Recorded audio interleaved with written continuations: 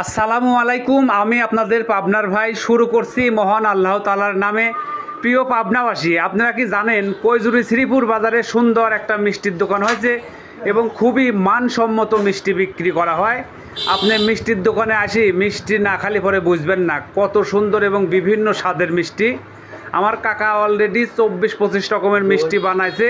কাকার চিন্তাধারা 80 রকমের মিষ্টি বানাবে কৈজুরি শ্রীপুর বাজারে। পাবনা শহরের কৈজুরি শ্রীপুর বাজারে এত সুন্দর মিষ্টির দোকান হয়েছে ভাবাই যায় না। আমি আজকে আইছি সেই হাজি মিষ্টান্ন ভাণ্ডারে, কুদ্দুস কাকার হাজি মিষ্টান্ন ভাণ্ডার। আমি এই মিষ্টির দোকানে আসি মিষ্টি খাই আপনাদেরকে রিভিউ দিচ্ছি।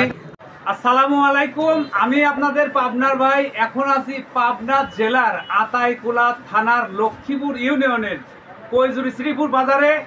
নতুন দোকান দিয়েছে, এটা আমাদের কুদ্দুস কাকা। দোকানের নাম দিয়েছে হাজি মিষ্টান্ন ভাণ্ডার। সেই দোকানের মিষ্টি আমরা খাচ্ছি এখন। আমি আপনাদেরকে খেয়ে রিভিউ দিচ্ছি আসলে কেমন স্বাদ। বিসমিল্লাহ।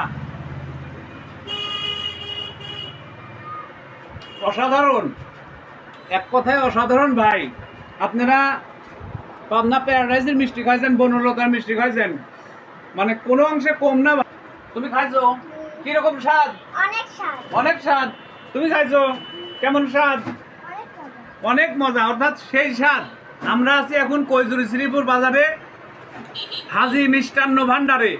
কৈজুরি শ্রীপুর বাজারে ঢুকতেই তহসিল অফিসের সামনে তিন মাথার উপরে দোকানটা হাজি মিষ্টান্ন ভাণ্ডার। খুবই সুন্দর সুন্দর মিষ্টি বানায়।